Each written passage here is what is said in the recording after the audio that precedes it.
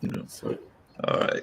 We are very privileged to have a special edition of the radio show with Mark Lee on this afternoon. And as you know, last week we had, or a couple of weeks ago, we had Ole on, and he gave a lot of very good insight.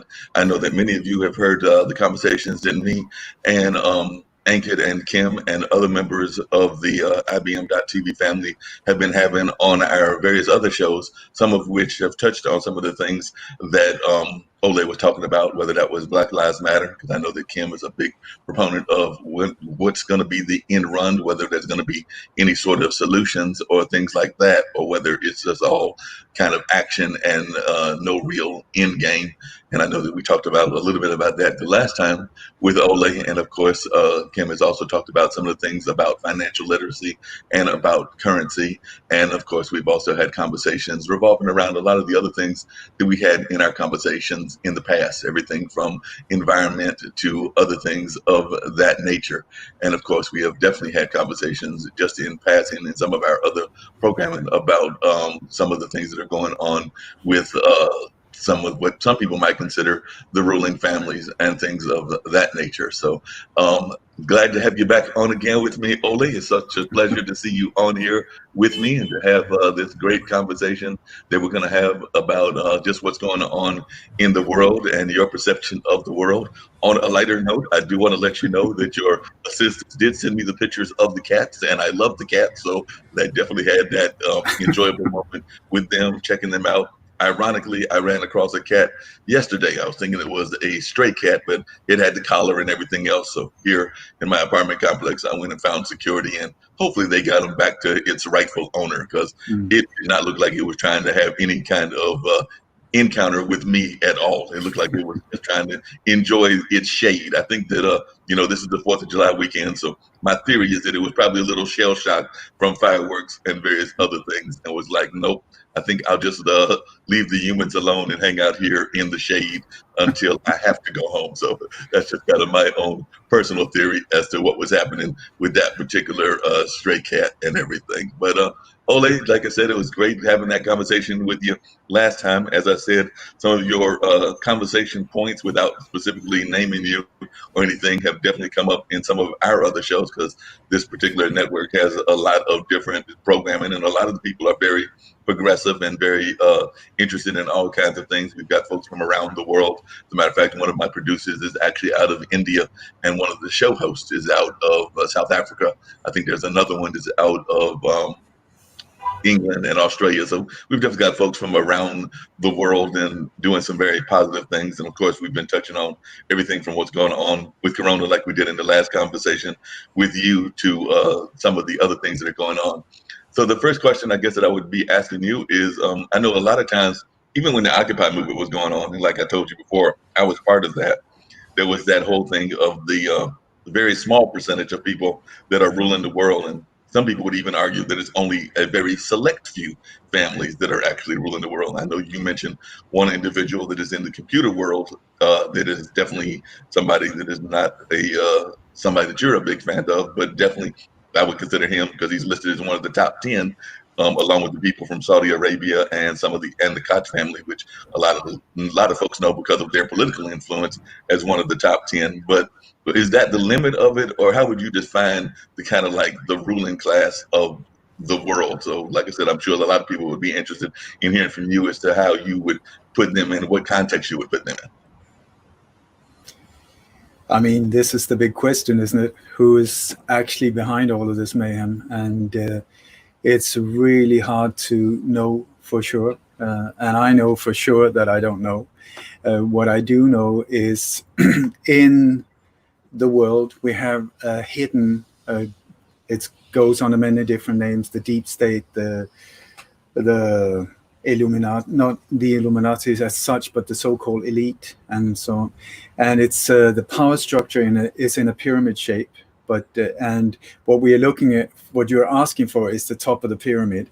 But I would very strongly suggest that the pyramid is actually turned upside down, and so the top of the pyramid is the absolute bottom of the bottom of the bottom. And this is also the quality of the characters of these individuals who are trying to force their agenda upon us, like extreme bullies and psychopaths. So when it comes to who's actually at the top of this power structure, I would say that we don't know. I would say that these people, or whatever they are not someone you would find on the internet, because the internet has been constructed by the military, but also with these forces in the background. So for sure, they would cover their tracks. But the ones that we are allowed to see are like the Rothschilds, which is like massive, massive, massive. You got the Rockefellers, the JP Morgans, and these type of things. But the real ones, I don't know.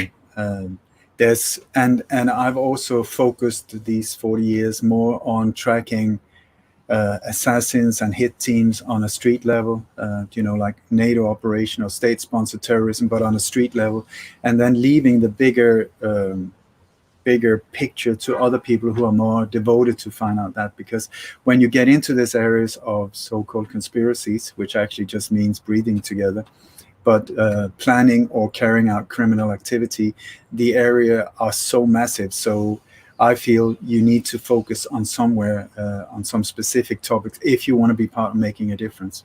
So the areas that I've been specializing in is top political assassinations and so-called false flag operations or state-sponsored terrorism. But I can tell you that there are groups in these levels that up where I go, where I can say I know for sure that they're in on it. In the shadow world government, you got the groups like the Bilderberg Group, the Council on Foreign Relations, the Trilateral Commission, the Club of Rome, Skull and Bones. These ones are 100% sure in the. But yet again, just because you're invited once, for instance, to the Bilderberg meeting, that doesn't mean that you're one of them. It means that they are inviting you to check out if they can control you in a certain way that they want, and if your loyalty is with them. Because we've seen people being invited and then they're not there the next year. And then you see other people that are there, like Clinton or Tony Blair or other players like that. They get invited and suddenly their career goes straight up, from being a drug dealer in Arkansas to the president. It goes boom like this. So it's like, I wish I could inform you more. I mean, on the higher levels or lower levels, there are all of these, it's anything from the Illuminati, that which I know for sure is part of this whole thing also, but the Jesuits, the aliens, the reptilians, you name it. But the way to make it simple for myself, because I'm a simple person, I like to try and make it understandable for myself. The way I see it, we're up against evil, and this power of evil is it just takes many different forms, but it's evil we're up against. Well, and how important do you think the role is of money? Because, like I said, I do know that, of course, we're in an economic crisis now. I would argue around the world because of what has been labeled the coronavirus pandemic and things of that nature. But definitely, a lot of folks are in the financial woes here in the United States. I'm sure they're in financial woes around the rest of the world as well.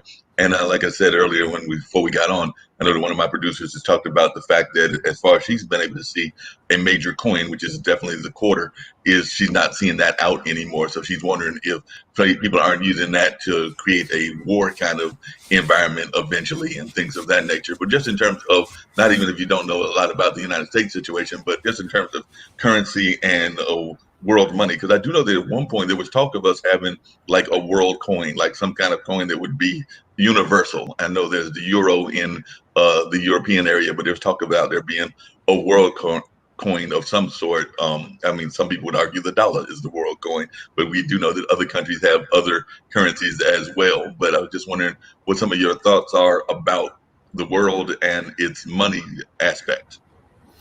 The bankers are the head of the snake, or it's like an octopus but the tentacles are like snakes, and one of the major heads of these snakes are the banking system. The Federal Reserve, for instance, that is absolutely not federal whatsoever. It's a totally private organization and super, super, super criminal. It is on the highest level, and it's very big part of keeping us into this slavery. But money is not the thing. It's not the money that is important. They can print however much they want. That's not what they're looking for. They're looking for debt. It's the debt, because it's through debt that they can control us. And that's what the game is about, total control. So if you listen to words like mortgage, for instance, that means mortgage. It's a French word that means death cage. So when they say, I will offer you a nice new mortgage with only 3% or whatever, they say, please enter the death cage. Once you get in, you will be stuck, and we will be sucking blood out of you for a long, long time. So it's the same with wars. They're a big part of the reason for wars are to create debt, where they can control nations. So you have institutions like the World Bank. I mean, once again, when you look at criminal institutions, oh my God. Then you got IMF, the International Monetary Fund. Same. These organizations are like financial hitmen that are attacking.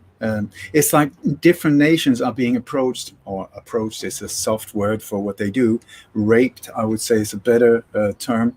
But different nations, if they don't stand in line or say, yes, sir, no, sir, I will bend over and just give up, they will be dealt with in different ways. And one of the ways that they do are through debt, through the World Bank, through International Monetary Fund. And they do it you've got some nations that will be invaded by military force, where the New World Order's military tool of terror is the American military and NATO. Now the United Nations are becoming more and more of a terror tool as well. But the wet dream of the New World Order is to combine these three forces, the US military, the NATO forces, and the United Nations, together as one world army, there to control us, not to protect us. And so different nations are being attacked in different ways. And one of the ways they do it with African countries and so on, which are the areas, or South American countries, which are the areas where the banking can come in and help as enforcers. One of the things they do, for instance, also through the European Union, which is their creation as well, is to say, oh, listen, we will give you this incredible loan if you start growing coffee or whatever. And then they will start handing out these loans to poor people that would just say, instead of having a multitude of fruits and trees and vegetables and handicraft and whatever that had made that society working for thousands of years, everybody is suddenly focused on, what did I say, cotton or something like that? Coffee, I said. Coffee, it can be cotton, it can be olives, it can be, you name it, like sugar canes or whatever. So suddenly that whole country is so focused on growing coffee. So they forget about everything else. Everything else is let to the side, falls apart, and everybody's just like, wow, we get this incredible profit from coffee. And so that goes for a few years. And then after a few years, the World Bank or the International Monetary Fund, who have offered them these incredibly beneficial loans, comes back and say, well, we're really sorry, but the situation has totally changed. So unfortunately, we have decided to give the task or their complete purchase of coffee to Colombia instead of that African state. And in one go, boom, they knock out the economic situation of that country. It would just go straight down the drain, because also at the same time, the loans, the World Bank will say, well, we're really sorry, but we need the loans paid now. And so, boom, suddenly you had that used to be just a few years earlier, a free nation that was working fine and everything, totally knocked out, in debt forever, with growing interest rates that will just explode. And boom, that country is one more in their pocket. So you also got financial hitmen like, what's his name? John Perkins, who used, you got real hitmen that takes out leaders that are in as a problem. They go through private contractors or the CIA to deal with them. Mossad is often in the background to knock out the top political ones. But on a lower scale, if you don't want the problem with an assassination, which can cause a lot of blowback to their operations, what they do instead is, if they've got someone who is not there to follow orders, but some real leader who just says, well, I'm standing free, I'm going to do with my country what is best for the nation. No, that doesn't work in their world. So what they do is they send, for instance, somebody like John to them, and he says, dear Mr. President, so nice to meet you today. Well dressed, they look beautifully, these guys. And then they just sit down, and like John, he is told that, one of the ways that he approached the leader is like, we've got this amazing offer for you. It's like of 4 quadrillion billions to you, your family, your loved ones, everybody. Also, we will invest this money in your country, but it will be in highways, ports, stuff like that will benefit the elite of that nation, not the normal people. On the contrary, we got that, but then you need to play with our rules, or in the other pocket, I've got this bullet and the name is on it is yours. So you choose, you stand up against us, you're dead within 48 hours, you follow us and play with us, you got your whole future set and billions in your account, whatever. So the few leaders that have stood up against him have ended up very dead. And the ones that have bent over have just been just a new puppet in their whole thing. And yet again, it's just a matter of how to take over a nation. So money, or especially debt, it's the debt, once again, not the money, it's the debt they're out for, because that's how they can control you. That's when they get you by the balls, and they will never let go of that one. So that's the same also with wars, how they get, they let one country attack one, they fund the country that attacks the other one, and then the country that has to defend it says, oh my God, we need weapons, and they're there saying, well, we can help you with that. So you have got these weapon dealers that are indirectly working for these agencies, not officially, but indirectly pumping the same weapon that have just been bought really cheap from another conflict somewhere in the world, just being transported, boom, sold yet again. And so the defending nation are so grateful. Thank you. We got weapons so we can defend ourselves. It's just that what they don't know is that they've just put themselves in incredible debt once again. And then the reconstruction of would argue that that's even the case with the local citizen, because I know that that's a big complaint that people have all the time, is that whether you go off to college or university, as I know many of y'all call it in the European nations and everything, but whether you go to college or university, or whether you go to even some of the elite high schools or things of that nature, or just living day-to-day life.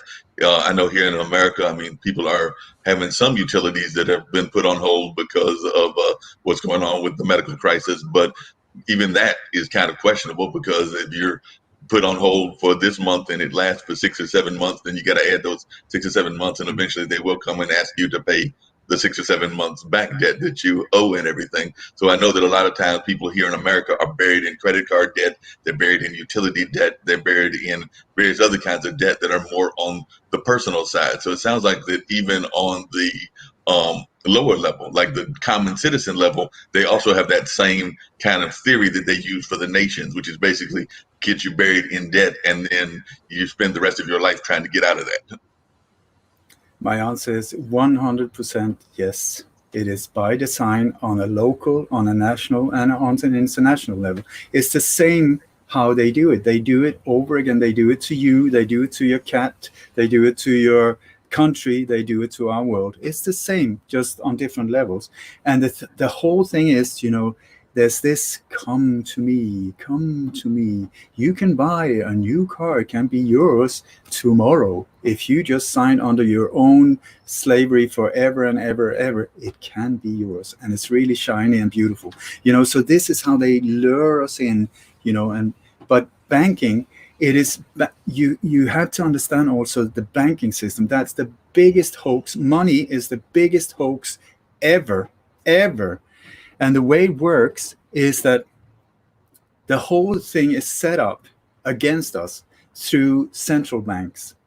Because do you want me to go into a little details about this whole thing is set up? Because that is a mind-blowing Yes, I operation. would love to hear how it's set up. Definitely. Oh, okay. So in the old days, if you had an orange and I said, could I please borrow the orange? You could say, yes, here is my orange. And then I could say, well, thank you so much for lending it to me. I will give you back an orange and a tomato. The tomato would then be the interest, but the tomato would be real value. Oh, sorry, the both of them would be real value, the orange and the tomato. But what has happened, especially after the whole, it has a specific word that I'm not sure about in English, but it's all a matter about having a central bank in each nation. And the role of the central bank is like the head of an octopus, once again. So it doesn't matter if it's the window title on that bank is national this or a first this or whatever. All of them are connected into the central bank. That is key for this whole thing to operate. And that is also why many wars have been, or countries that have been attacked and been claimed to be like demonic dictators. Absolutely not. What they've been aiming for instance, in Syria, is the central bank. And now the Rothschilds, the family we were talking about before, they own and control the central banks in all nations except for 2 or 3. They are almost there. And so the whole thing works like this. Like I said, to start with, 1 orange, I borrow it, I give back 1 orange. But now the way they've set it up, it's different in different nations, but it's basically like this. They, through some legal, like they made it like this. So if a bank has 1,000, let's say here, if a bank has $1,000 in its safe, it is allowed to lend out 10 times the value. Because now, especially when everything is digital, that means, let us say that the bank has $1,000 in its safe. The rules are now that it can lend out $10,000 because it has $1,000 in the safe. So it's like 90,000. So the whole idea is $1,000 in the safe. Okay, I come in and say, I would like to buy a new car. The bank will say, well, can we trust you? Can we really trust you? What they want is to just check you out and see how obedient you are. And I say, yes, I will pay back every single cent. And if not, you can take my car, because that's the whole deal. If you don't pay the bank, they will take real value from them. But so they say, okay, I will lend you, let's say, now the value of the car was $10,000. So that gives the bank that has $1,000, it has legally the right to lend out 10,000. So how do they do that? They write you a check. A check is a piece of paper with ink on. It has no real value except that we believe it. Okay. So what they write is $10,000. Here you go. Please handle it very carefully. So you take this piece of printed paper and you go to the car dealer and you say, I would like to buy that car, which is real value, with this piece of paper, which has no real value, but we believe it. So you give it to the car dealer, who says, very good. Thank you so much. The car is yours. I will now go with this check to my bank. So it doesn't matter which bank he goes to. He will go to that bank, give the piece of paper in, that then gives that bank the possibility of lending out 10 times the value that they just put in their register through this $10,000 check. Meaning, suddenly that bank has legally the right to lend out $100,000, where $90,000 is created out of thin air. It did not exist. But because of the law saying that you can lend out from 10, if you got 1,000, you can lend out 10,000. And this just keeps repeating. And the key to the whole thing is it needs to be controlled by a central bank, so that it doesn't matter where the house owner or the car dealer, whatever, when they get the amount, whoa, I need to put it in the bank where it's safe. So they go there and it goes straight into the same system that are then allowed to keep creating debt out of thin air. And that goes on and on and on. I ask you, when you look at the world economy, how is it possible that all countries are buried in debt? Shouldn't you have some really super rich countries like the US that have lent out millions and millions and millions of dollars? How can you, if you're in debt yourself, lend out more? But and here we come in on the Federal Reserve. They are the ones who put this whole thing into a system, into like a whole machine that has then been copied around the world. And the Federal Reserve, like if I have a friend who bought a house in Norway, and the same thing there, nowadays it's digital, so you don't even have to get cash. You just on a keyboard, so you just add the value and you see in your account, oh my God, I'm a millionaire. That's amazing because I just borrowed $1 million. No, somebody just tapped in that amount, these numbers in your account, boom. I will then go and say, I want to buy that house, and they will just transfer that digital series of numbers into that account saying, now you have $1 million. Oh, amazing. But you don't. You just have these numbers in, and it's through the central bank, once again, that they can control this whole scam. It is massive. It is massive. And we put ourselves in slavery without even knowing it.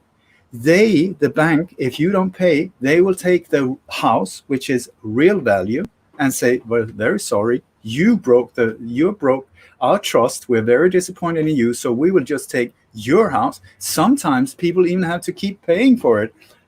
I've seen here in Spain where houses have been taken back by the bank because of tough financial situations, but then the value of the house is lower than when they bought it, meaning they will have to keep paying the difference, even though the house is gone.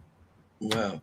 And I know some people here have been very much fans of this new kind of like Bitcoins, cryptocurrency, things of that nature. How does this play into what you're talking about? Because I know that this has become very popular, and a lot of people are thinking that this is a new way to make some quick money. Yeah, and that is a really good idea and super dangerous, because also the New World Order, what they're trying to do is not one world coin, it's a one world currency, and they want it digital. It's very important because at this point here, you can, if you go to a supermarket and you have your credit card, you say, I would like two melons or whatever, you pay with a credit card. If for some reason it doesn't work, you say, don't worry, I'll go to my bank and check it out. And in the meantime, I'll pay you here, cash, boom, boom, boom.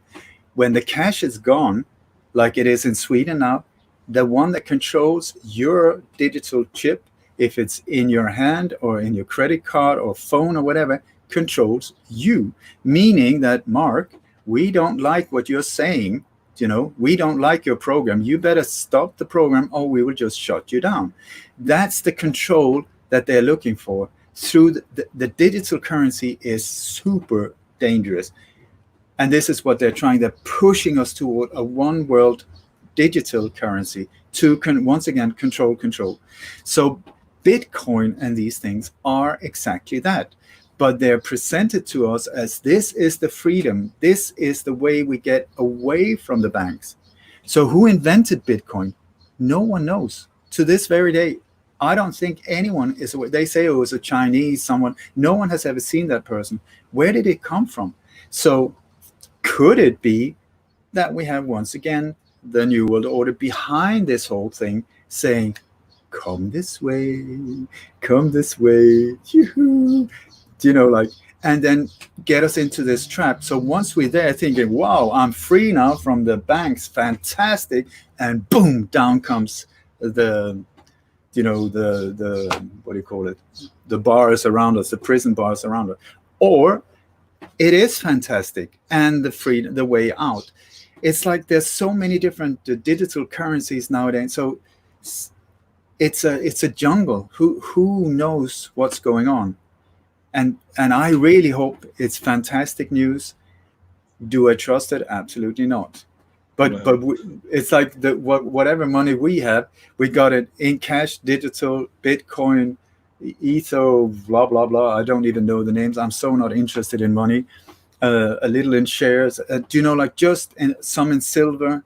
I mean, we have got very little, but it's sort of like if it crashes there, we got something there. Also, we got like food stash and stuff, things of real value if you're hungry that you can swap with, you know, a bag of beans for that watermelon. You know, then you're back to trading where it's real value shifting ownership. But this whole thing with currency, it's the Now, key. there's some people speculating here that we might be heading or might already be in what could be close to the Great Depression. And we know that that was like almost several decades back. What is your feel about that? Do you think that we are heading to a Great Depression here in the United States, or for that matter, the world? Because I don't remember I think the Great Depression, if I remember my history correctly, was actually a world depression. And of course, the world was a much not as connected as it is now, but so it might not have been impactful on the whole world as it was on the United States. But definitely this one seems like it's going to be a depression that's going to hit all of the countries, if not the vast majority, but definitely I would argue probably all of them. What is your thoughts? Are we heading toward a depression based on what's going on?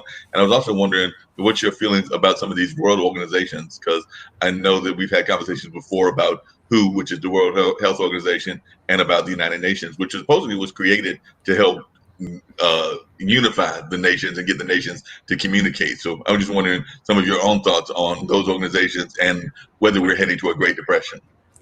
Mark, can I ask you, please, one question at a time? The questions you are giving me are not, they're pretty big. So we take one at a time. Okay, so the Depression was in 1929 and this was totally by design. They created absolute panic at the stock market by design, making people freak out. And then the people who knew about that this would happen made absolute fortunes, incredible fortunes, because what is a depression for us is a massive big go yoo-hoo for the ones in the know, you know. So the depression was totally staged, and they created and made absolute fortunes. You got the Rockefellers in the background, also the Rothschilds. The Rothschilds have been there forever and ever. The Rockefellers, I think they entered in on stage when oil became something of value, or they turned it into something of value, because before that it was just black that you couldn't do anything except getting dirty from. So are we heading towards another one? For sure, they would very much like to, and for sure, they are really trying to crash the finances. But at the same time, if you look at the situation before, we were going like in a dragster towards a brick wall, and nobody was slowing down, even though most could see that this is going to end really bad. And so indirectly, this shutdown of the world is a blessing. It's like a knife or a sword, you know, it's got two edges. It's beautiful and horrible. It's fantastic, and you know, it's the same here. So what happened in one way, I thought amazing. I don't know how they pull it up, but somebody pulled the handbrake on the world, saying, slow down, all of you, all of us, 1, 2, 3, I count down and stop, which has never ever happened before.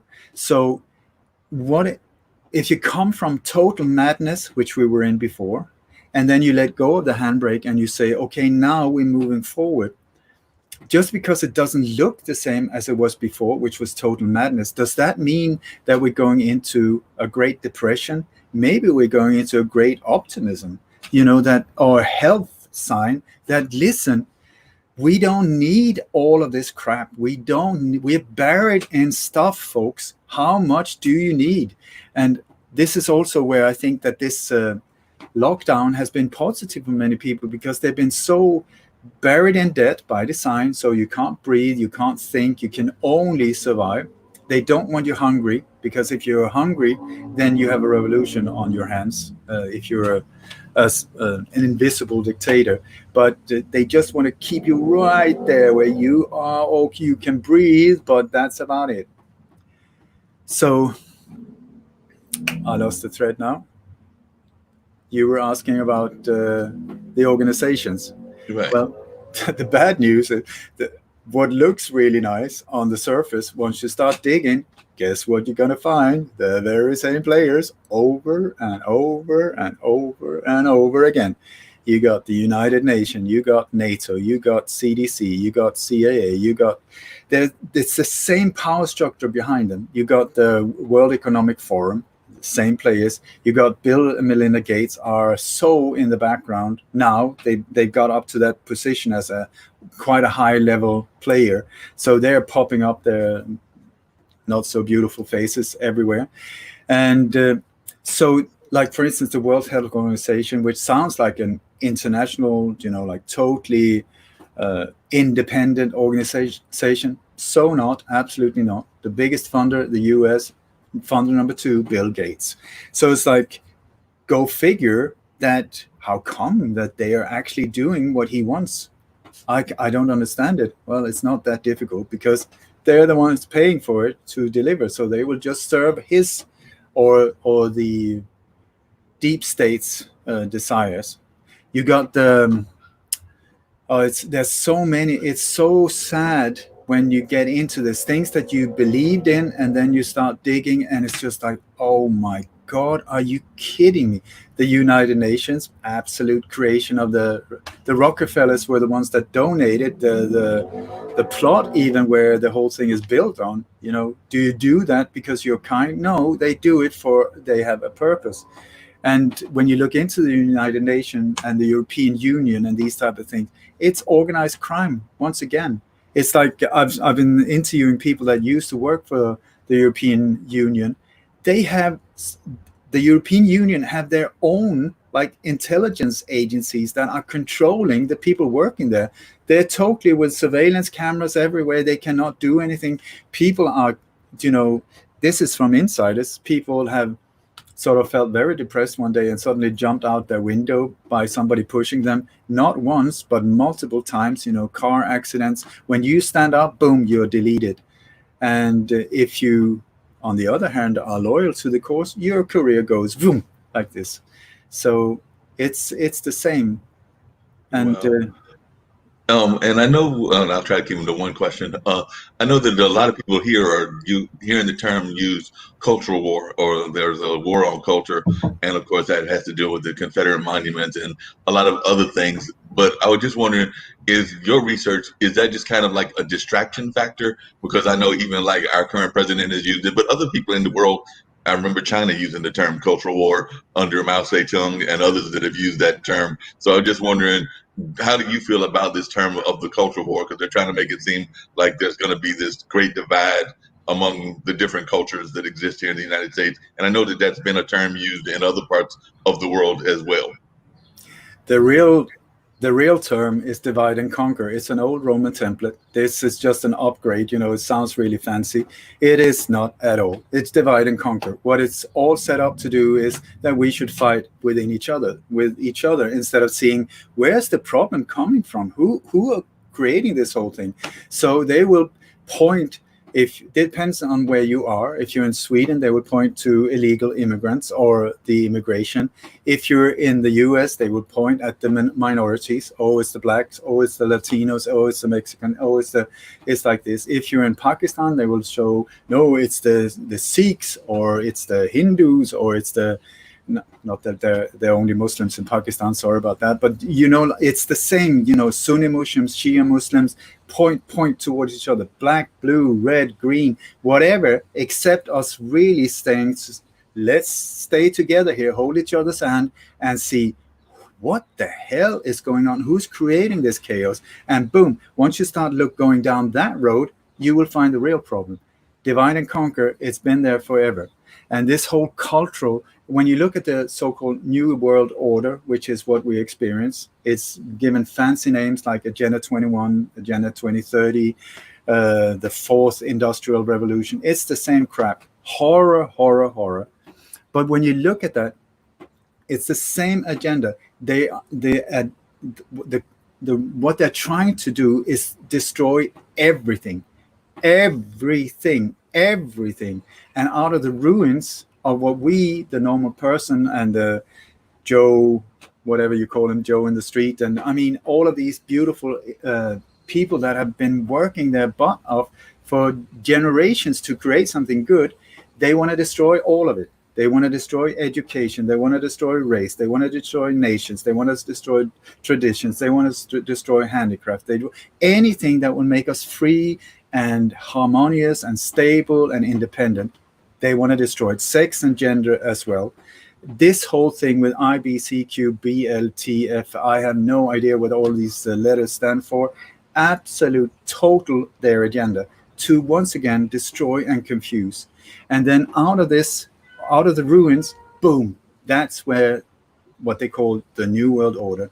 And that is bad news if we let that happen, because that is a one world fascist state.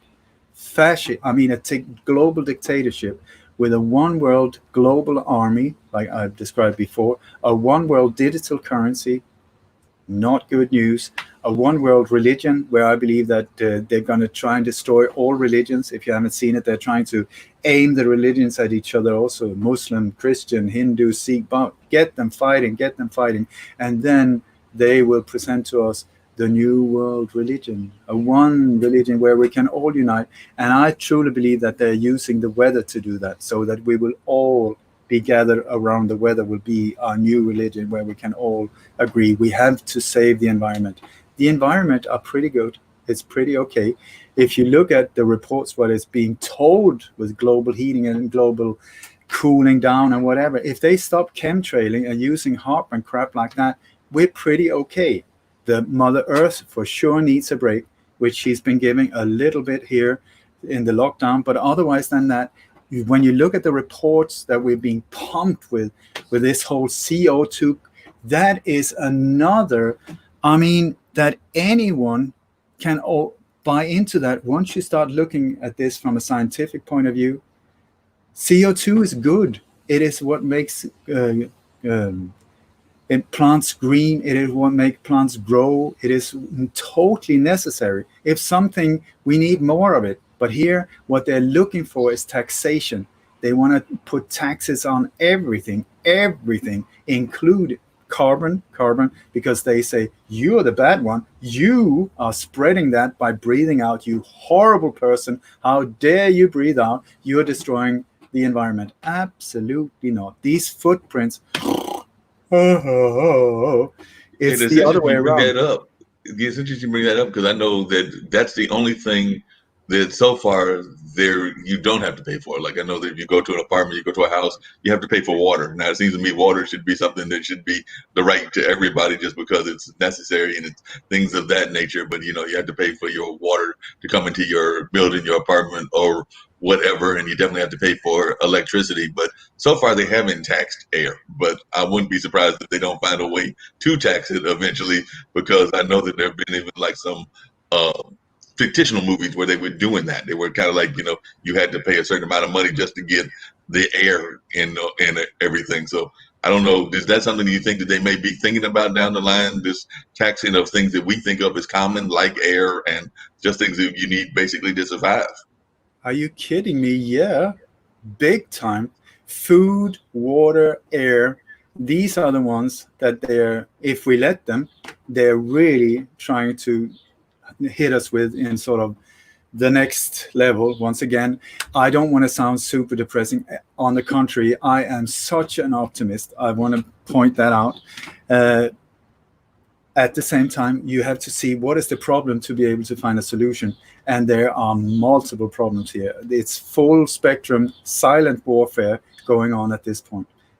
We are being attacked on so many different levels, and most people are not even aware of it. They just feel, I'm not feeling good. I'm feeling anxious. I'm feeling afraid, but I don't know why. It's because we're being bombarded. And you say this whole thing with water. Of course, that's the human right thing. Water should be free. And I have, if you look at fluoride, where fluoride is being used, it was used in the Nazi war camps to numb prisoners down. That's where they started using it.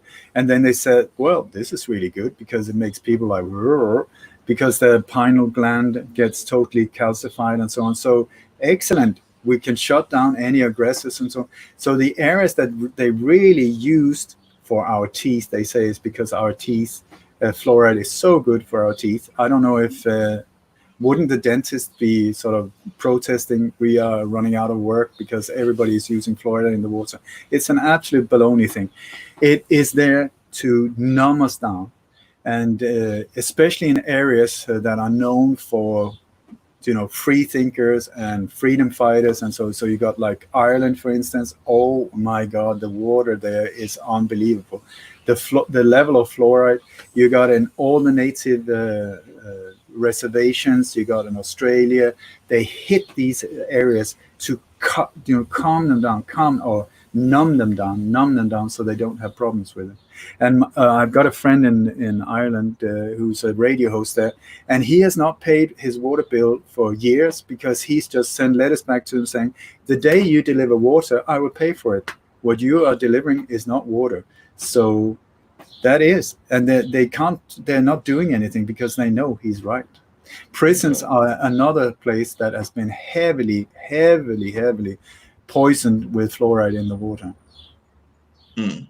And just you could let our listeners know a little bit about the history, because I know that we did not cover that last time, and I just wanted to hear a little bit about your views of it. I know that when, and this was many years ago, it was almost 20 years ago, when 9/11 happened in 2001, a lot of people were noticing that what was hit was the Trade Center, a couple of military installations, and things of that nature. So I know some folks that thought that was intentional because they looked at what was hit. It was financial, it was government, it was definitely things that would fall in the category of control. So I was just wondering, what are your thoughts on that? Do you think that it was intentional, and do you think that we had any part to do with it? You've done a lot of research on these kind of things, so I was just wondering what you have found. When you say we, what does that mean? The US, you mean? Yeah, US, yes. Okay. 9/11, multi-layered operation. So I can say 100% sure, not the US, but you have core, very, very criminal core elements that are American. Politicians, Zionists, super in on it. The Bush family, super in on it. You also have like the CIA totally in on it. The Mossad also. Israel was very much involved in it. Saudi as well. It was a 100% inside job. The reason why they hit these buildings were because they were a symbol of an emotional symbol of the US. It was the highest, the biggest, the best, you know how you are. It's the World Trade Center. So in other countries, they would go emotional. They would hit like the Acropolis or the Eiffel Tower. That's one of the things that I've specialized is predicting the targets from their operation and stopping them before they go ahead.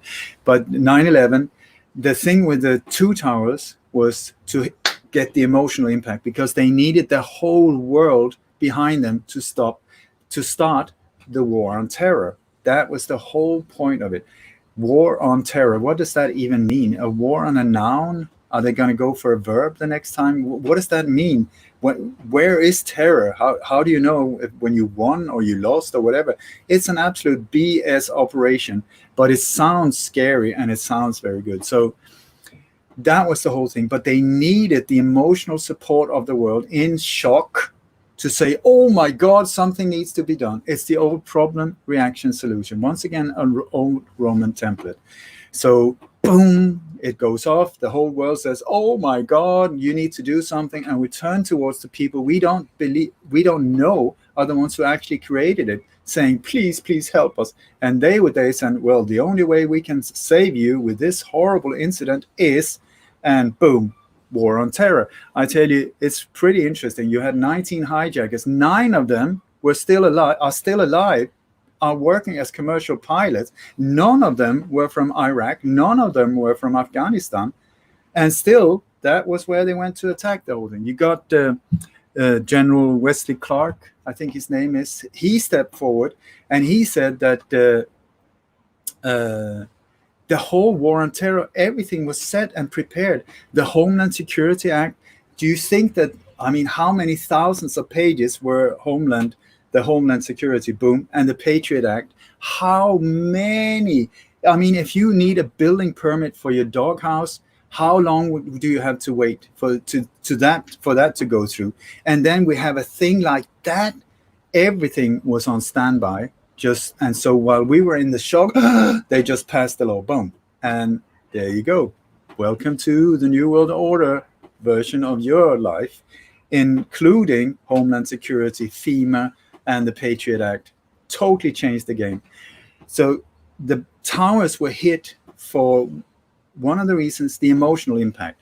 Also, every single office where the planes, I say planes like that, hit, or where there were big explosions before the buildings were dustified, these offices, including the AIG offices, were part of massive scam operation and illegal operations around the world. And the biggest gold heist also took place that very day under the cover of 9/11. While we were looking at the dust, wherever this dust was created, I mean, we can talk about that if you want, but I tell you, you cannot do that with jet fuel. I mean, it's like taking a Coca-Cola can, fill it with gas fuel, light it, and then smack it against a concrete wall. Will the concrete wall dustify? I do not think so. Will iron bars and all of these things be dustified?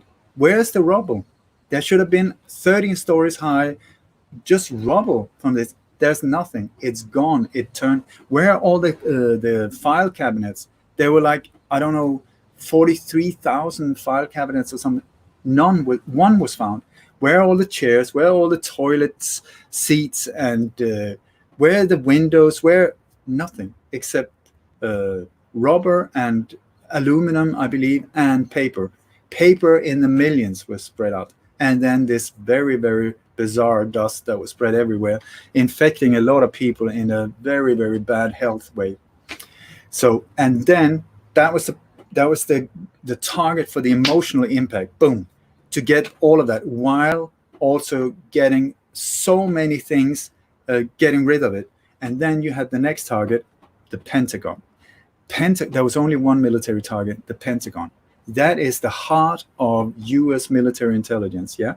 So where did the plane, I go like this again because it was not a plane, where did that hit? It hit straight in the office that we're looking into, that there just happened to be $2.3 trillion missing. Oh, poor Donald Rumsfeld. He said the day before, he said, we're really, really sorry. We must have mislaid about $2.3 trillion. We're very sorry. We're going to look into it. And boom, the very next day it happened. The whole attention went away from that and into the dustification of these buildings. So where did the plane once again hit the Pentagon? Exactly that department that we're looking into where these $2.3 trillion disappeared. Do you know how many zeros there are to a trillion? It is unbelievable.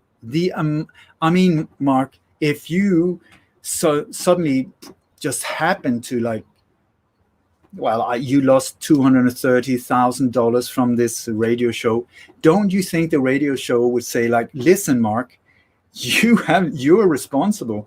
What did you do with them? Did you mislay them? What did you do with them? Here, well, 2.3 trillion, 3 trillion, very sorry, but we're not. But the reason for the Pentagon was that, and also make it a military target. So that justified military intervention, that they would then, we have been attacked, so we will attack, and justify this whole thing with an attack towards the exact wrong country that had nothing to do with it, and there was nothing with Iraq. None of them were from Iraq. The alleged hijackers that are still, some of them, 9 of them are still flyers. They're still flying. They stole these identities. Why? I do not know why they were so clumsy or stupid or whatever. But these people are still around flying big planes. Maybe not during the corona, but they're still pilots. Their licenses are active. So what was the question? Was inside job? Absolutely. Was it by coincidence the targets? Absolutely not. The whole thing with that plane going down I don't know what that was about in North, whatever the name was. The last one, I think it was plane 93. That was just a hole in the ground. There was no plane, and the planes were just repainted. They're still, I don't know if they're used now, but they were used several years afterwards. These planes that, oh, American Airline 101, no, they were still active. They just repainted them. They went with drones, exchanged them. You can see it on the radar. Boom, the transponder signals just swapped between the planes. One plane landed, the other one continued. And then these planes were repainted and renumbered and reused. And we were being fooled. Wow. That's amazing. And and that seems like that's just one case, because I know we've also talked about how sometimes they will target political figures. And I was just wondering, because I'm oftentimes amazed that we have, even in the United States, I know they're all over the world, but we have the quote unquote political prisoners. I know that I get regular emails from one of the guys from Move, who would definitely be considered a political prisoner. I'm trying to remember his name. It's not coming to me right now, but he's the one that's been there in the Northeast, like the New York area for years and everything. And then, of course, you got folks like Russell Means and folks that were out of the AIM movement. And I actually had a friend on one of my other podcasts whose father is still in prison because he was a member of the Black Panthers. So he's still in prison in California. So there are definitely what people would consider political prisoners, even here in the United States, which is supposed to be the land of the free. And I know there are political prisoners all over the rest of the world as well. So if you could, I'd love to hear your take on how these folks wind up getting in that kind of situation, and also how you've managed to avoid getting in that situation, because you're doing a lot of very powerful research and powerful work. Well, I get shaken when you say even in the United States. Your nation is the nation in the world with by far the biggest prison population. I mean, it is unbelievable. You look at North Korea and you say, oh, bad boys, or China.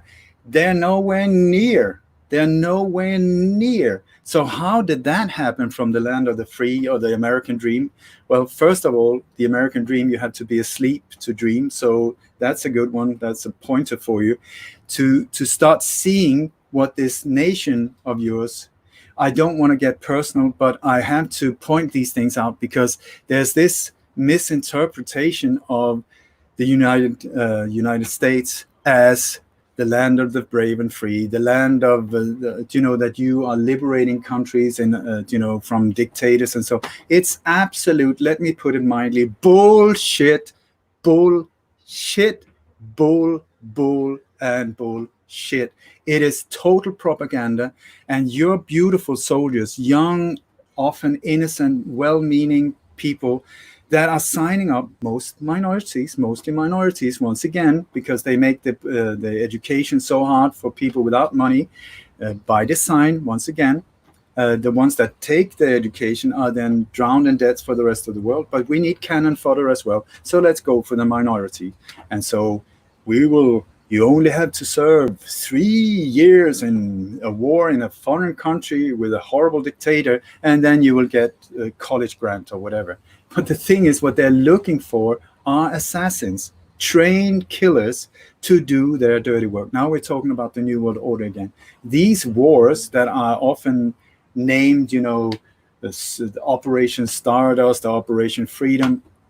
I mean, come on. It should be Operation Absolute Brutal Slaughter, absolute unjust warfare, rape, and destruction. That is the way these things should be labeled. And they're totally based on the incredible greed of these psychopaths that are ruling this whole thing, or up until now have been pushing this whole agenda.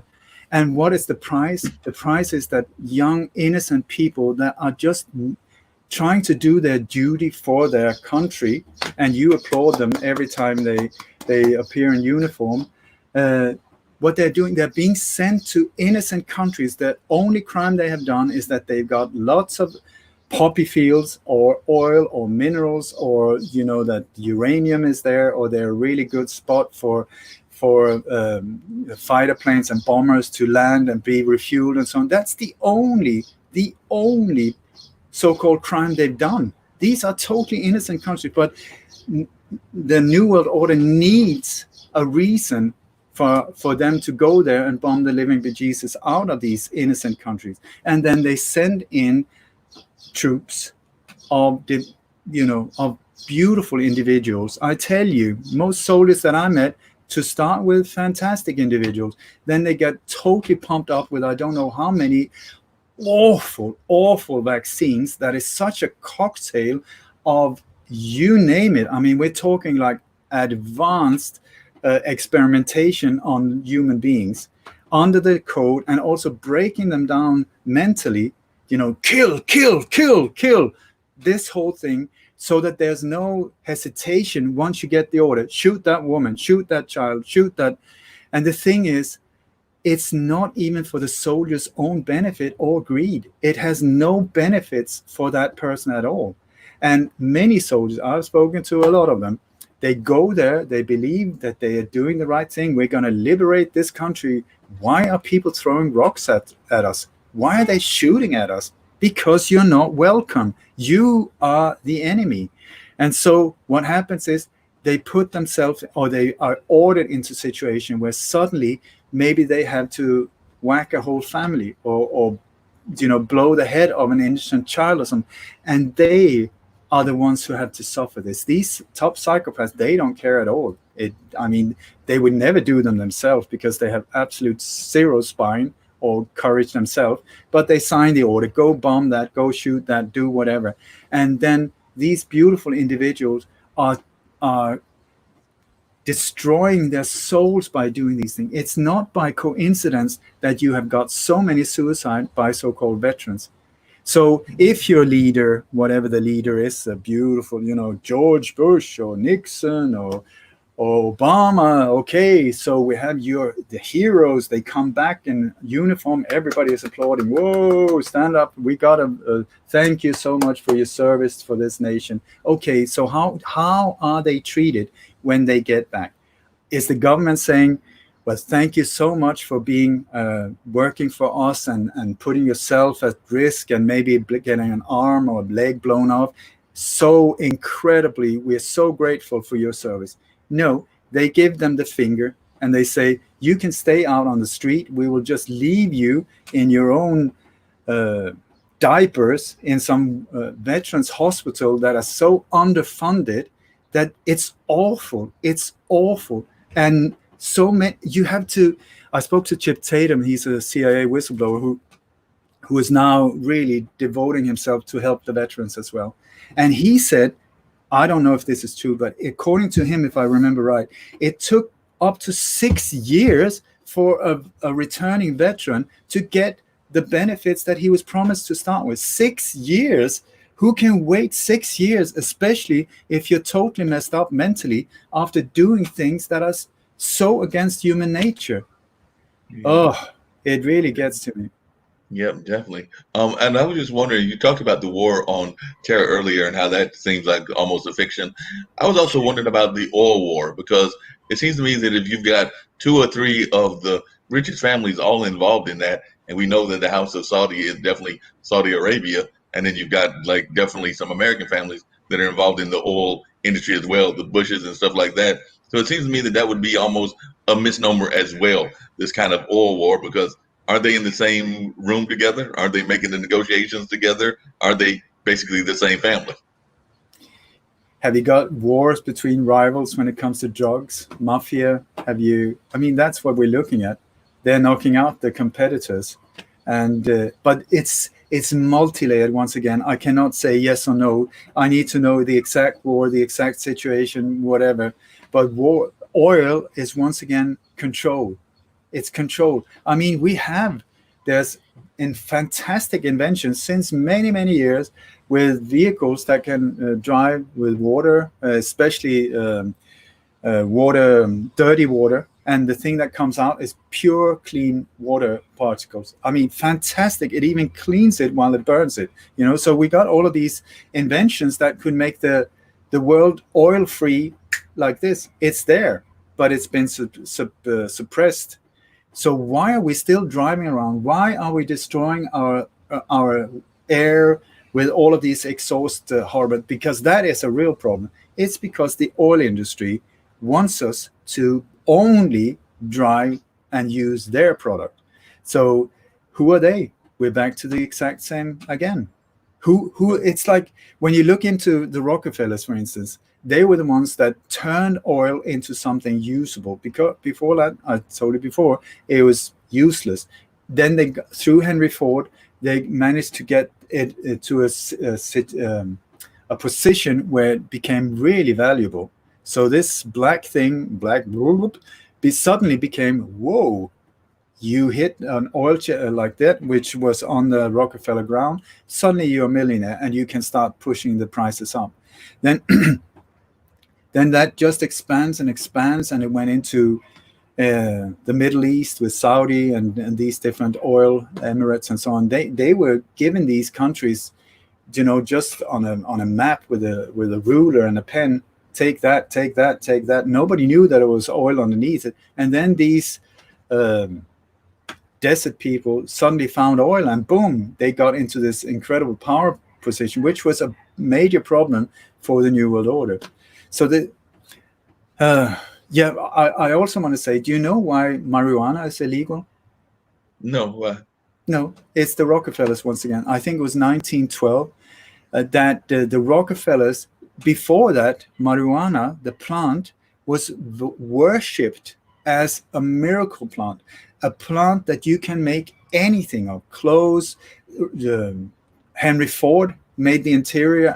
I also think many of the parts to his cars was made out of hemp, from the marijuana car. You can, the Constitution was even made out of hemp. Sorry? The Constitution was even made out of hemp. Well, there you go. And then the medical characters of this plant is just, it's mind-blowing. I would say, I'm not very good at smoking because I go, so I'm not good at a drug user. But I tell you, when you look at the benefits of this plant, it is like, wow. You can build houses, whatever you can use that plant. So the Rockefellers saw that as a massive threat and managed to get it labeled as a drug. So it was the Rockefellers that were behind it, labeling it as a drug, and shut it out. And then they started the whole prosecution thing just to get rid of the competition. That's it. Wow. And what about the space wars? Because that's the other thing. I've noticed that we're going back into space again. I guess we're trying to go to different planets. A new, I guess, relatively new millionaire in the sense of Elon Musk seems to be really much behind that and behind the thing that's with Tesla and some of the other things. But I'm just wondering what your thoughts are on both space and ocean exploration, because it seems to me that those are the two that are happening more space than ocean, and I don't know why that is, because the ocean probably still has a lot more. As a matter of fact, I know it has a lot more, because one of our other shows here, there was a young lady from Florida, originally from Nicaragua, that does ocean exploration, and she was saying that we've only covered about 10 to 15% of the ocean, so in terms of exploration, whereas we've covered, probably not that much of space because we only covered one galaxy, but definitely I think that we've got a lot more that we can cover in the ocean that we haven't covered. But I was just wondering what your thoughts are on space exploration, and particularly how some of the money people play into that, and some of the new money, because there's new money involved as well as the old money, because a lot of the people you've mentioned are older money. I guess the Gateses would be considered relatively new money, but definitely Elon Musk and some of these others are more newer money than the Rockefellers and the Rothschilds. I'm the wrong person to ask about space. I don't know enough. I know that NASA, which is supplying us with a lot of information that we believe, most of us believe, some of us believe, was created in coordination with Operation Paperclip after the Second World War, when there was an export from Nazi Germany, an import into USA and South America, through the red lines of the Vatican, where they smuggled these German scientists to the US, and they were part of creating, or part of evolving, the OSS into the CIA. We're talking in the years right after the Second World War, 46, 47, 48, and 49, when NATO was created, where NASA was one of these creations where they used some of these 1,600 scientists, very highly skilled, very intelligent people, that were taken. They were officially war criminals, and then taken that. They just forgot about the criminal record and put them into service. And one of the things that they created was NASA. And I tell you, the more you look into NASA, the more you look into these alleged moon landings and space shuttles and I don't know what. And it's like, once you really start seeing, it's like, I don't know if there's ever come anything out of NASA that is true. Also, when you see the amount of people that have been working on thousands and thousands and thousands of photos from what we are being told is space, that are Photoshop artists. What are they doing with these? When you look at, for instance, you see these incredible images of space and the colors and galaxies, and it's like, how do we know it's out there? You can't see it. It's too far away. And they're always cross stars. Have you noted that? Just like with a cross star filter like this. Where did they come from? Where?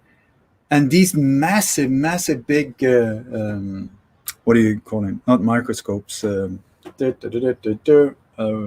call them? Sorry? Binoculars? Yeah, but we're talking like these massive big, where they say that, well, we're going to look out into the to the universe. We're going to see all of these things. I mean, we're being told a very convincing story, that I can tell you. But like one of the biggest one, what was it called now again? And they were just about to finish it, and then they found out, we forgot the lens. Are you kidding me? Are you kidding me? We forgot the lens. That was the Hubble. So they created that whole thing. They just, sorry, it's like you buying new glasses and then, well, sorry, the lenses are not there, but we hope you won't even notice. But if you notice the amount of money that are being pumped into NASA for these apparent rocket launches, stuff like that, it is incredible. When you look at the footage, you will see the exact same background. You will see no stars, and that you can find nothing that will give you any kind of idea of direction where they actually are. You will see that there's so many things that doesn't match up at all. You will see, sometimes you can see when in these space shuttle stations, whatever they call them, you can see when they move around, suddenly you can see the wires because they're wire rigged. And they move around, you can see the wires. Sometimes you can see water bubbles coming out because they're underwater while filming this whole thing. It's a massive, big scam that costs us billions and billions. And so you're asking me about space. I have no idea. I know what I'm being told, but I know that so many of these things that we're being told, absolute BS. And I love there was one guy that went around. I mean, when you look at all of the people that are said to have been on the moon, Buzz Aldrin and Neil Armstrong and these guys, all of them very high Freemasons. And you got the flag that is going like this in the background, like, sorry, no wind, but it's still doing like this. You've got like 4 shadows in all different directions. How is that possible? 1 sun, 1 shadow. No, there's 4. You got who filmed when the moon lander took off from the moon? Did they leave one guy there to just like, I'm just going to come after you, I'll film it, and then I'll just, throw out a rope and I'll join you? Who filmed that? Who, the light, everything, BS. And so this guy, I can't remember his name, he looked up all of these astronauts that have been officially on the moon with a Bible saying, please do me a favor, just put your hand on the Bible and swear I have been to the moon. None of them did it. They got so upset with him. One of them, you can hear, he knocks on the door. I can't remember if it was Neil Armstrong or whatever, but he opens the door. You can hear the recording where this guy is being thrown out. And then you can hear in the background, the son of this alleged astronaut, he says, Dad, do you want me to call the CIA and get him whacked? It's bizarre.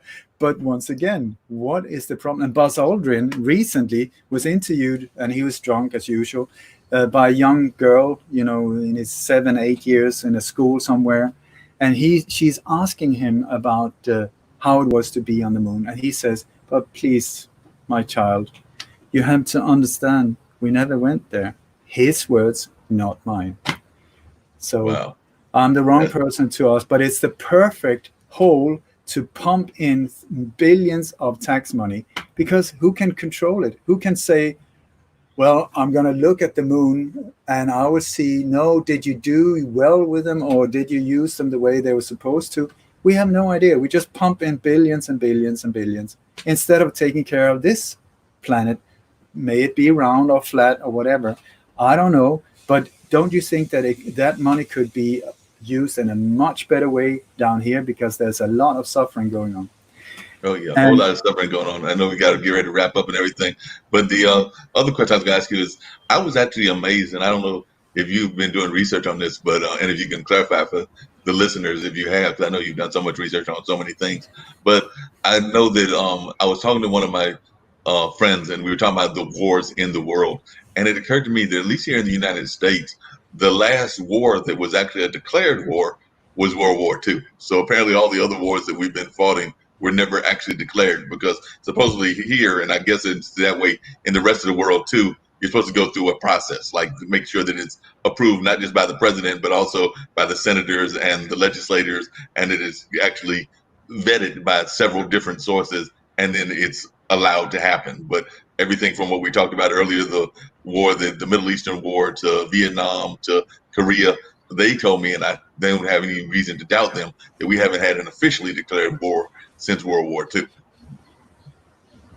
yeah, and I do believe, I can't swear on it, but I do believe that that is true.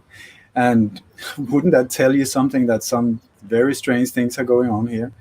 And also, if you look at who is behind these wars that we are being said, oh, it's because you got this demonic dictator there, you got another demonic dictator there. We have to go and protect the people of that country by bombing the living crap out of that nation, destroy the whole thing, and liberate them, and then rebuild them for money that we will lend to them so that they can pay off their debts forever and ever and ever. The reconstruction is part of the whole setup as well. So you have, for instance, after the Second World War, a country like Germany is under American occupation to this day. They have not been liberated after the Second World War. Germany is not a free nation. It is under American occupation, and the CIA is so much there as well, very, very dominant with all of these military bases. And I also want to say, like, if, I don't know, is it 1,600 military bases the US have around the world? I think some. If that had been China, how would you feel? If that had been Russia, how would the rest of the world feel? But now, because it's America and you make good hamburgers and jeans, we're supposed to say, well, it's fantastic. Thank you ever so much. I say, go home. Go home. This is the action of a global bully. I quote Chip Tatum. He's a CIA whistleblower. He was the commander of George Bush Sr.'s private hit team, Pegasus. I've done multiple interviews with him. He says, the real terrorist of the world is the US military. And I think that is so sad. I mean, that is just heartbreaking when you think of it, because that is not the way it should be. And so many, especially in the US, who believes that the center of the world is the US, that there are hardly any countries on the outside. I would say I've been to more than 50, and they were very different to the US. They even had culture that went back to more than a couple of hundred years, and they were not with footprints in blood wherever they went. So why are you supposed to have all of these military bases all over the place? And when you look at where they are, you will see that they're very much coordinated with drug trading, with all kinds of illegal activities, with pedophile trafficking, with organ trafficking. It's horrible, but it's done under the cover of military conflicts, where you go in to save or free and bomb the living, and then once that's done and you've been part of rebuilding the whole thing, also with the help of nations like Sweden in an awful way, then you say, well, that's sorted, and then now we're going to go home. The only thing is that you leave military bases, boom, boom, boom, boom, boom, boom, boom, just to make sure that it won't happen again. No, because you were the one who created it to start with. So these military bases, all of these fantastic young, well-trained, disciplined people. Can you imagine what they would do if they were brought home and used to rebuild the nation that is now falling apart, to clean up the ghettos, to make the whole thing flourish, melt down all of these guns, and anyone who are in the military-industrial complex, I say shame on you, shame on you, shame on you. And that goes for Sweden as well. Neutral country, oh my God, I think not. It's like, when you look at how these weapons are developed, like mines, if we talk about Sweden again, mines that cannot be detected and are aimed at, some of them are aimed at children. I mean, that it just is beyond. And how much power of destruction is needed for defense. By the way, who is threatening the US? That's like saying, like you go into a nursery with Mike Tyson, and a child happens to puke or pee on his foot, and he just beat that child to death because he's defending himself. That's the exact same balance for the rest. The US has more military force, as far as I know, than the rest of the world together. So how much is needed? And please understand, I'm not saying this about the normal American citizen. I'm saying you are paying for it. Without understanding it, you are paying for all of this. It is for the military-industrial complex and the prison-industrial complex and the medical-industrial complex. It's out of destruction that they make their money. Our destruction, our pain, that's where their benefit comes from. So we have to bring it back home, And many times I speak directly to soldiers trying to reach their heart and just say, please, I ask you, before you follow orders, before you fire that shot that will follow you to the end of your days, you are the one that will have that on your eyes, printed on your irises, the shot off head of that child, or the woman that you by mistake blew away, or the old grandmother or whatever. You are the one who have to live with it. So just because somebody's shouting an order, shoot, that you have a choice. You do have a choice. Yes, you might lose your pension, but you will gain your soul. I mean, it has to stop. It has to stop. And especially people in uniform are protecting this whole mayhem from us. They should be there serving us. They're being told, I swear this oath of freedom and I will follow the institution. But that's not exactly what you're doing. You are letting them rule us through you. Wow. And I'm real quick, and I know we need to wrap up and everything, but how do you feel about, because I know the big conversation here, even in like our political discussions, is whether we need to go the capitalist route or the socialist route. I know some people are thinking that we might need to do our kind of like things that have to do with needs, like water and things of that nature, more on the socialistic side, and then have like a mixed economy, I guess is the way that I've heard a lot of people describe it. So I was just wondering what some of your views are. You live in Spain, and I'm not sure what Spain's government is in terms of, I think it's a monarchy if I remember correctly, but just what are some of your views on world politics? Is there like something that you think would be the best model, not just for the US, but for the world? I would say politics is an absolute waste of life. I have never listened to a politician because I started to see what they were up to. They will tell you whatever you want to hear, and they will do whatever they're being told. So why? And this whole voting thing, it's just, getting you into the spider web, believing you have a choice. The thing is, it's like this. I don't know if we said it in the last show. You have like this in more or less all countries with democracy. You got like 2 major parties and then 3 in the middle, some minor ones. So you can go right, or you can be left, or you can be in the center, or you have some options in the middle. The thing is that we don't understand is the game is rigged.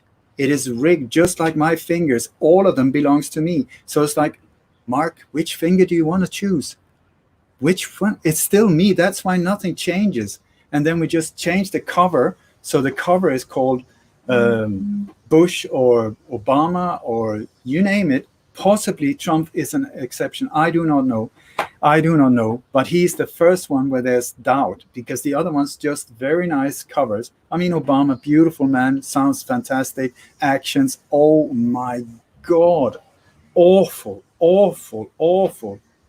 Worst war criminal. But he is not the one. He's just another cover. He's the one saying beautiful things, read from teleprompters. Whatever you want to hear, he will tell you. And he's doing great in TV studios. I love listening to him. Do I trust him? As far as I can spit, not. I absolutely zero. I don't trust him at all. Bush Senior, oh my God. Oh my, there's a real player. Oh, yo. Bush Jr., absolute joke. Only there as a cover for his dad, because his dad was really part of this whole thing. So politics, an absolute joke. Waste of time, waste of energy and life. So how to do it? How can we do it? The thing is, all of us are equipped with a heart. And in that heart, we know. We were born with a compass that say it is not right to hurt someone. When you look at a 2-year-old with a cat or a chicken, or they're so in awe of this creature. Would they hurt it? Yes, if we had messed the child up before. If not, absolute no way. They know. That's how it should be. But what we've been so messed up by messed up people that were messed up by messed up people that was messed up by messed up people, and so on. So it's gone down in generations. Some and a lot of propaganda to also get us off track from listening to the heart. Because when you look at it, I mean, I'm not religious, but like the Bible had a pretty good setup of rules. It was 10. There were 10. Do not kill. That's a good one to start with. Do not steal. Love it. Do not lie. Get that one. Don't go for somebody else's husband or wife. Fine. Treat other people the same way you want to be treated. Great. I mean, these are very clear. Boom, boom, boom, boom. Stay away from them. You don't need a lot else. Just treat other the same way you want to be treated. Be just, be honest, be truthful, don't hurt. In Raja Yoga, the perfect action is something that hurts no one and brings some benefit to someone, yourself included. That is a perfect action. To do no harm. So if you go from that one, I tell you, we don't need rulers. Do you know the word government, what that means? Governmente, it means control the mind control, governmente. In German and Scandinavian languages, it's the name for government is rulers. We elect our rulers. I think not. They have totally misused our trust, and it's right in our face. So also our mind, we need to calm this down and purify it, get the crap out of that, a good rinse. I would say let brainwashing have a good sense, get it down in the water, get out all the crap out. Hard work. Is it difficult? Yes. Impossible? No. Get the crap out there so that you can start behaving in balance and harmony and treat the world around you the same way. And then go from here down to the heart, the longest travel for many people, but is the most important one. And then follow the heart. Do no harm. Be honest. Don't steal. Don't kill. And if people start living like that, I tell you, oh my God, what a beautiful place. And I want to say, you're a musician, so listen to Louis Armstrong. What a wonderful world. That is the approach we should have to the world. Appreciation and gratitude, and see thy neighbor as somebody beautiful that are, especially the ones you fear. I would say, invite them for a cup of coffee. Go and say, listen, for some reason, I'm fearful of you. I've never met you, so it's absolute weird. Would you mind if I buy you a cup of coffee, we sit down and just have a talk?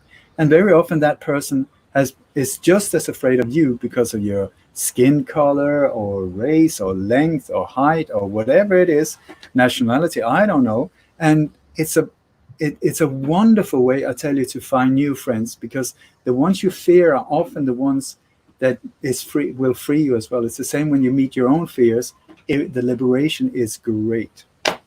Yeah, you're absolutely right. I'm gonna share a story with you, and then I want to hear just like maybe one last wrap up thought from you. But you're so right. I remember I'm 58 now, but I remember when I was in high school ages, and I actually went to a camp. It was a journalism camp, but I went to that camp at University of North Carolina, and there were some people with a Upward Bound program, which is like a program that helps youth that are like lower class or whatever. I don't even like using those kind of terms, but they came from like the ghetto areas and kind of things of that nature. And I ran track. I was a very bad track runner. I'll admit that. I admitted it then. I admitted it all along my life.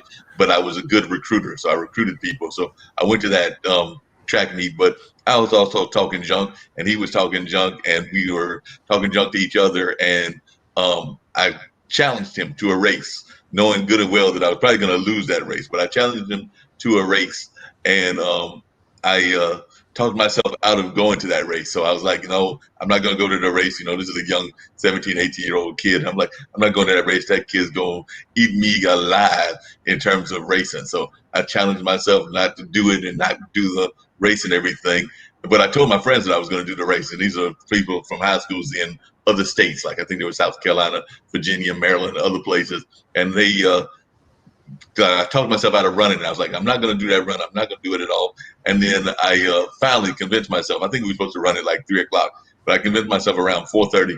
Well, I'm going to go down there and see. I'm going to at least go down there and show up. And even though I was scared and like all of that, so I went down to the track field. And I saw some of my friends that were leaving. There have been some others that had been there to watch us race and everything. And I think that I asked one of the young ladies, I was like, so and I don't remember his name, but we'll call him Tom. I was like saying, did Tom show up? They're like, no, Tom didn't show up either. So like I said, I think he was just as scared of me as I was of him, even though we were both probably talking a lot of junk about how good we were as high school young men and everything. But we were talking all this junk that we both talked ourselves out of it, and neither one of us showed up at the race. So I'm sure his friends were probably talking about as much junk about him as my friends were at that age. And like I said, that was some almost 35 or 40 years ago. So some of those details of the story may not be exactly right, but you get the gist of the storyline is that I was sitting there and talking myself out of it. And I think that that's what we as a society do a lot of times, is talk ourselves out of doing good things and things that we should be doing. We shared a lot in the world and a lot of the things that you've been researching and things of that nature. Your concern, I appreciate you doing that once again. And like I said, definitely enjoy having you on this time, last time as well. And hopefully we'll get you back on in some future ones, because I know we said that we would love to do several of these conversations with you over the course of months and everything. But that being said, are there any like final thoughts that you want to give people that are words of encouragement? Because like I said, we've given them a lot of really deep things to think about, like whether the space exploration existed, whether some of these other things were going on, definitely some of the ways that the government has controlled our thoughts and minds. We didn't touch on education. Maybe we'll touch on that next time, because I've been involved in education testing. So I have some thoughts on that, and I'm sure you too as well. So maybe we'll touch on that on one of our future conversations, or if you just want to allude to it in your answer, you can. But are there any words of encouragement that you can give? Because with so much going on in the world, whether it's coronavirus, whether it's the Black Lives Matter movement and the race relations that are kind of coming out, whether it's people's own economic concerns about being broke or having finances. A lot of people, I was talking to a friend of mine in California. She was calling it like there's this malaise that's going around the world, and it's because of the way that we're being intaking all of this information. And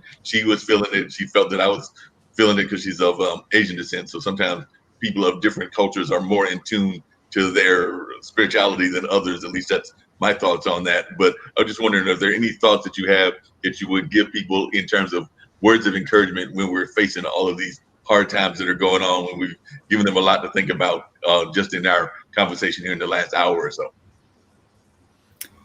I would say life is magical. Life is so beautiful. It is so magnificent. It is so, oh yeah, yeah. It is magnificent.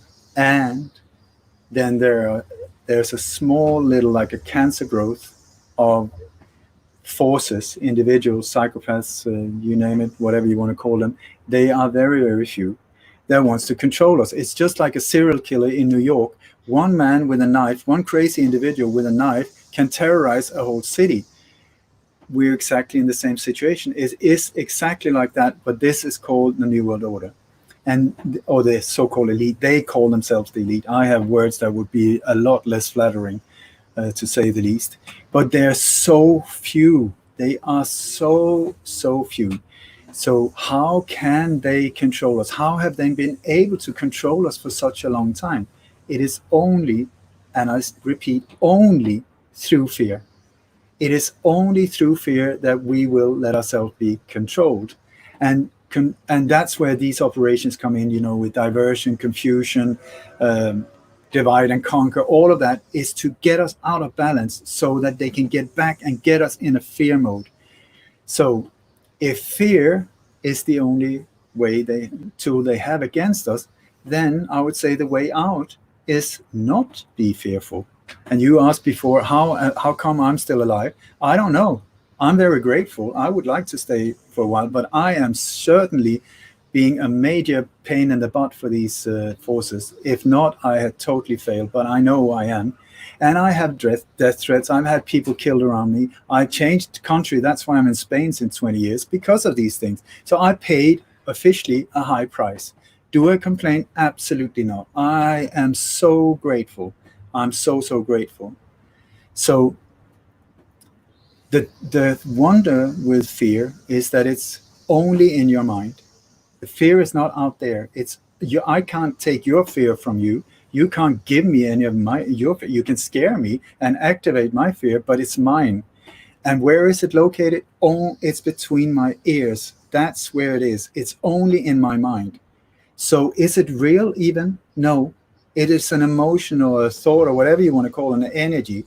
And it's always, once again, this is the beauty of it, it's always connected to the future, meaning it has not yet happened.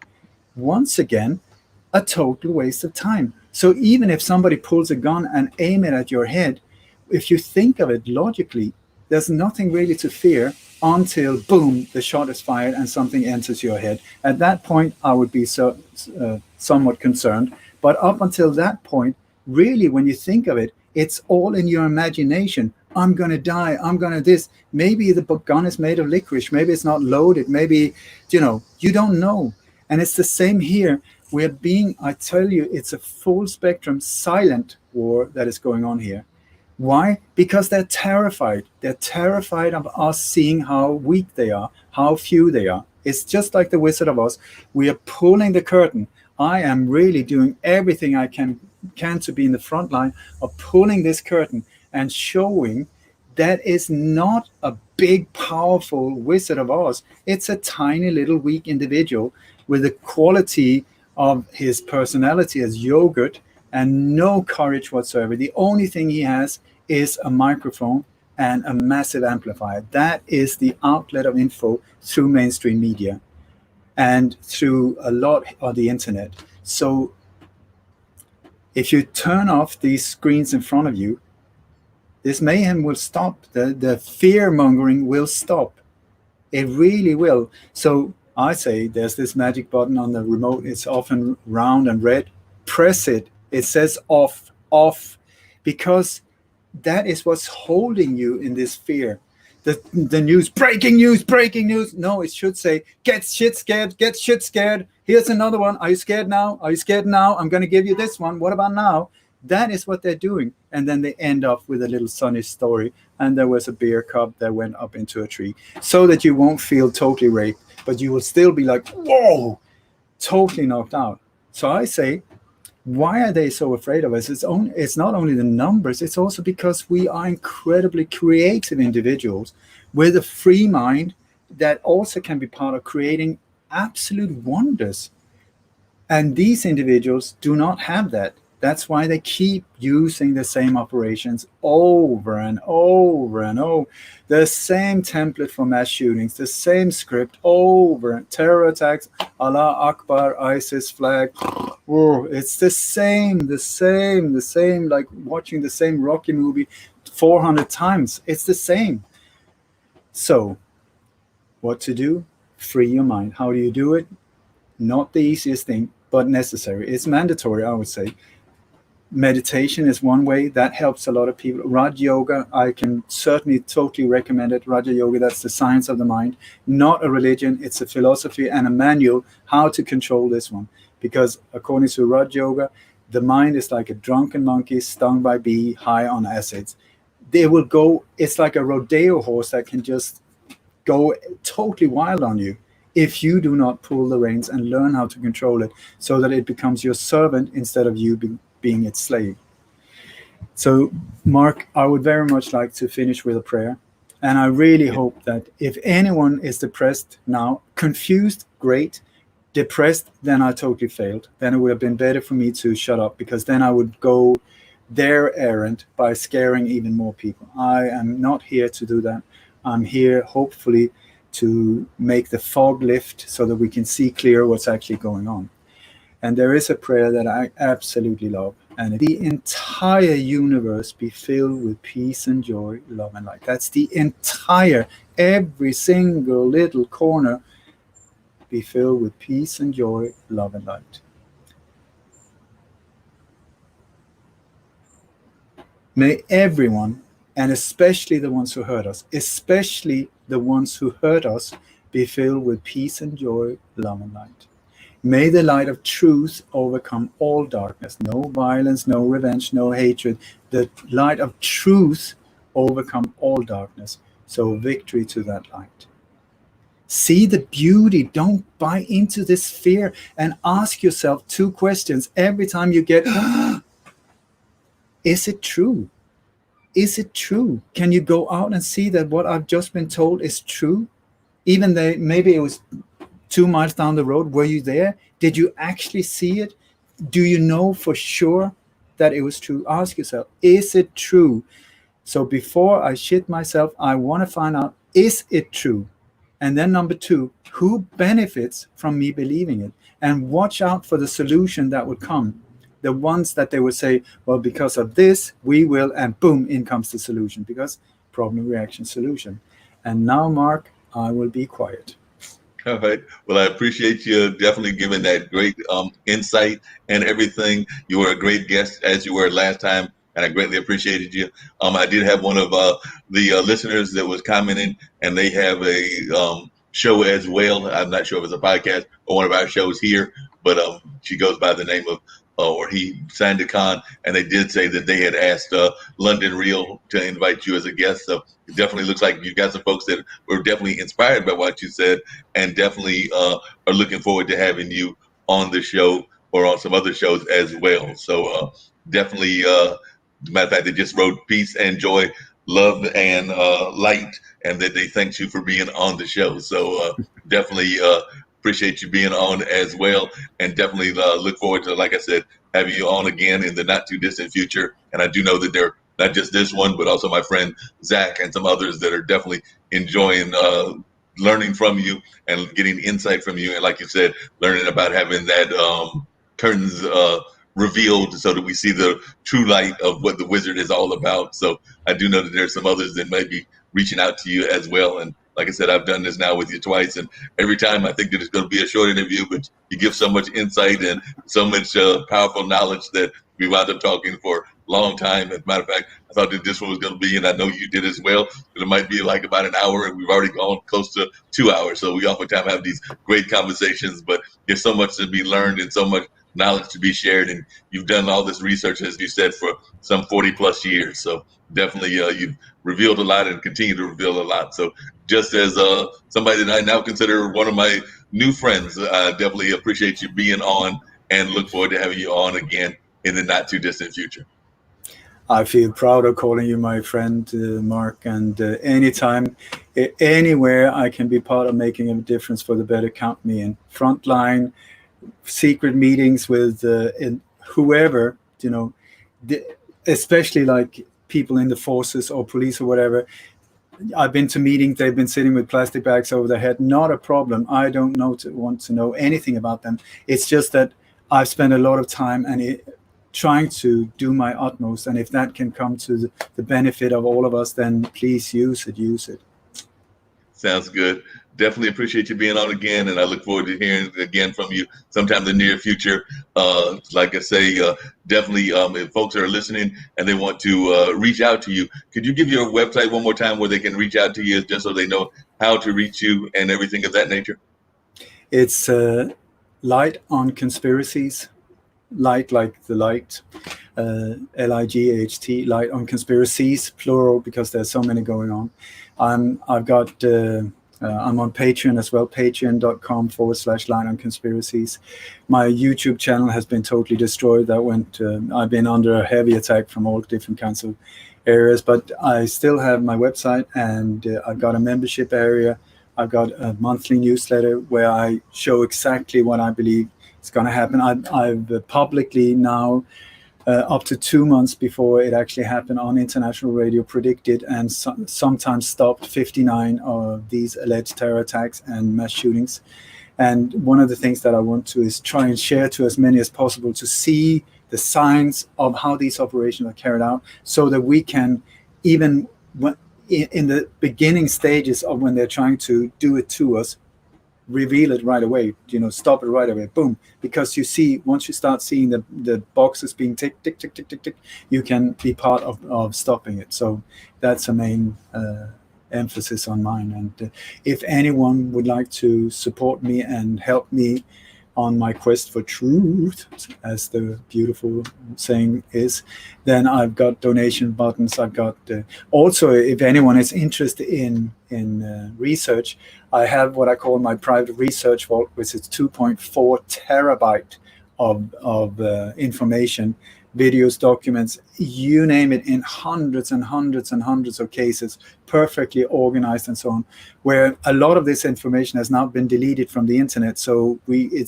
need to hold on to this because it's of historical value, and that as well I give access to for people who approach me. So lightonconspiracies.com.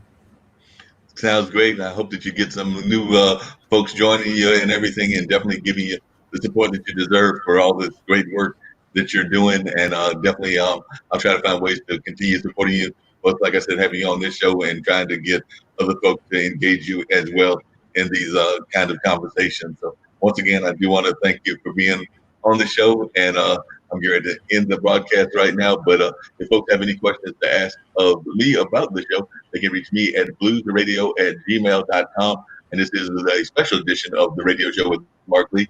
We usually air on Monday afternoons, but because of Ole's schedule and some other things that I had going on, we did this as a special edition. So I've done a couple of those, including the one that I did with Nadine Hack out of Switzerland and a couple of other folks. So definitely we do these special editions, oftentimes with people from other parts of the world, because sometimes their schedule, I believe, is actually probably close to afternoon time where Ole is and everything. So definitely we do these kind of special shows as well. But definitely hope that folks will go back and listen to the rebroadcast, and of course join us on our various other platforms, our various other shows that we have here on IBM.TV. One is actually about chess players. My friend Jim Eat does that, as well as Alexandria's show out of South Africa, where she touches on musicians from around the world.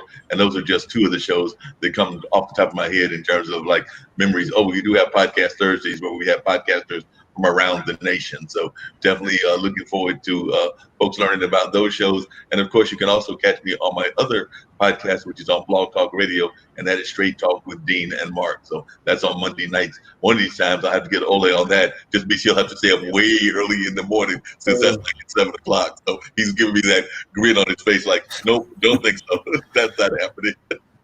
But listen, Mark, since I know you're into music, if you go to Spotify and you search my name, you will find I've got one album there called From Prison to Paradise. And who knows, maybe you're going to like it. I hope so. But Sounds good. I'll definitely check it out. I'll definitely check out your music because, like you said, I love all kinds of music. So I look forward to checking it out and seeing what it's all about. But once again, I do want to thank you for being on, and I'll get ready to end the broadcast right now. But I'll still have you on the studio with me. So even though I'm hitting the end broadcast button, we can just talk real briefly as I wind up the show. So assume that wants to work. Yep. End broadcast.